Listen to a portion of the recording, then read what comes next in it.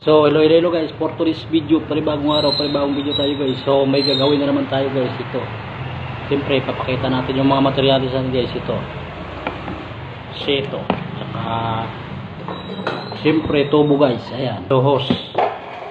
So sa mga katami natin dyan na mahilig din gumawa-gawa, siyempre nakakabawas pa tayo ng mga scrap, basura. So papakita natin mamaya guys kung anong gagawin natin.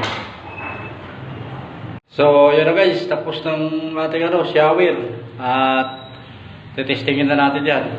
Shower pala yung ginawa natin guys do sa mga materialis natin na kinuha.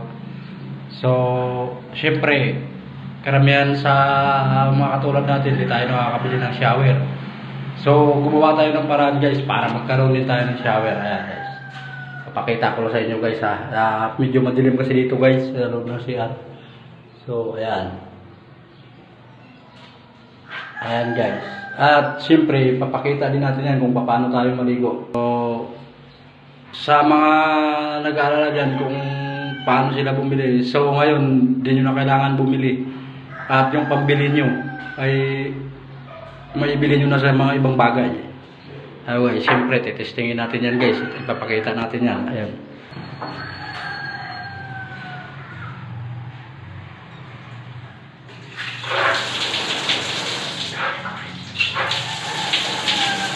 Ayan guys, napakaganda na ng agos ng tubig guys. Hindi mo na kailangan magtabo-tabo pa. So hanggang dito lang video natin guys.